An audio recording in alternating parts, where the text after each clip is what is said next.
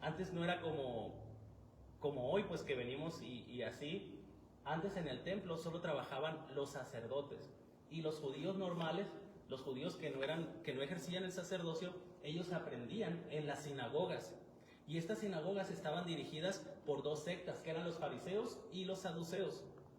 Entonces, este grupo religioso trataba de agradar a Dios. Ellos leían la Torá en las sinagogas. Acuérdense que la Torá son los primeros 5 libros de la Biblia, que se llaman también el Pentateuco, los cuales hablan de la ley que Dios le dio a Moisés. Entonces, trataban de hacer lo que Dios les pedía, lo que ese Dios del Antiguo Testamento hablaba. Pero cuando Dios vino, ellos lo rechazaron. ¿Se acuerdan que lo vimos? Esas personas que servían a Dios, cuando vino Dios encarnado, lo rechazaron. ¿Por qué? Por las enseñanzas que Dios les daba. Entonces, no solo rechazaron su mensaje, sino que lo asesinaron. ¿Cómo lo asesinaron? Crucificándolo. Porque todos sabemos, hermanos, que Jesucristo murió, ¿verdad?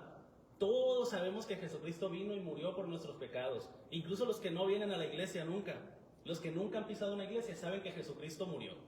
¿Y cómo lo miran? Crucificado, la imagen que nos vendieron los romanos católicos, ¿verdad?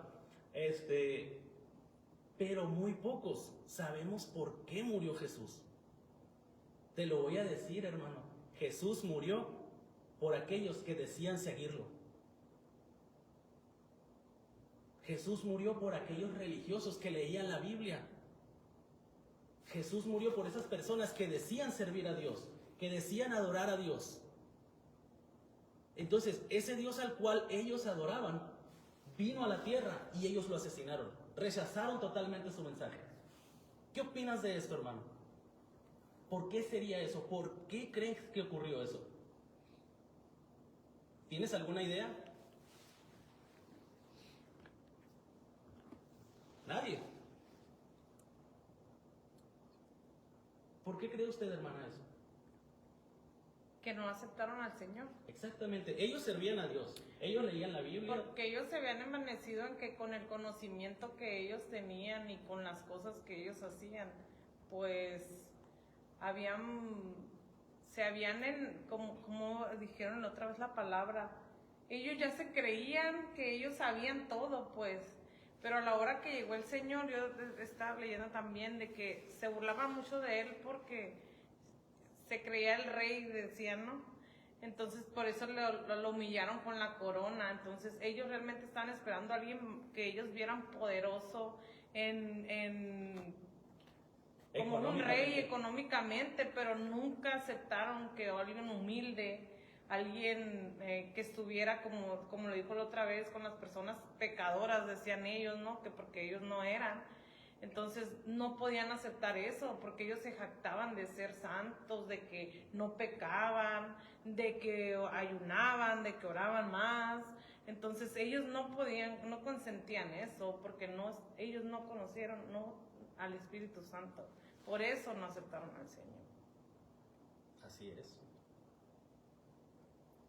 Ellos, hermanos, tenían años haciendo lo mismo, haciendo el mismo ritual.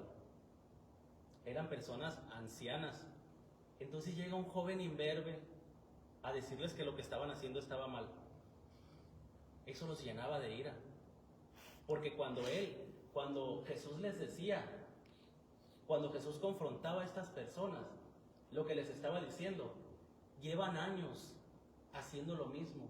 Les estaba diciendo que habían vivido en una mentira toda su vida. Que lo que estaban haciendo, por más que se escudaran que estaban sirviendo a Dios, no los estaba llevando al cielo. Entonces ellos se llenaban de ira. Imagínate un fariseo o un saduceo que tuviera 50 años sirviendo ahí en las sinagogas. Que le dijera un joven imberbe salido de lo más pobre de Nazaret, que les dijera, lo que han estado haciendo no los lleva al cielo. Esa persona se iba a ofender. Y probablemente dijera, tú eres un joven ignorante, ¿cómo me vas a decir a mí que tengo 50 años de experiencia? Que tengo 50 años sirviendo, leyendo la Torá, y tú apenas tienes 30 años. ¿Qué me vas a decir tú a mí? ellos se enojaban por las palabras de Jesús. Pero ahora, ellos leían la Biblia. Ellos, o sea, no estaba el Nuevo Testamento, sabemos, estaba la Torá. Pero todas las profecías que ellos conocían se cumplieron en Jesús. Y ellos las veían. Porque cuando ellos se juntaban para hacer complot contra Jesús, ellos decían, hace muchas señales. ¿Qué señales? Levantaba paralíticos, sanaba leprosos, le daba la vista a los ciegos. A pesar de eso, que estaba en las profecías, que cuando el Mesías viniera, iba a dar vista a los ciegos, iba a hacer muchas proezas. Ellos ya lo habían leído. Entonces miraron a este joven que se llamaba Jesús, haciendo todo lo que las profecías debían de decir. Todo lo que las profecías decían, lo hacía Jesús. Entonces, ellos, tratando de agradar a Dios, leyendo las profecías, no le creyeron.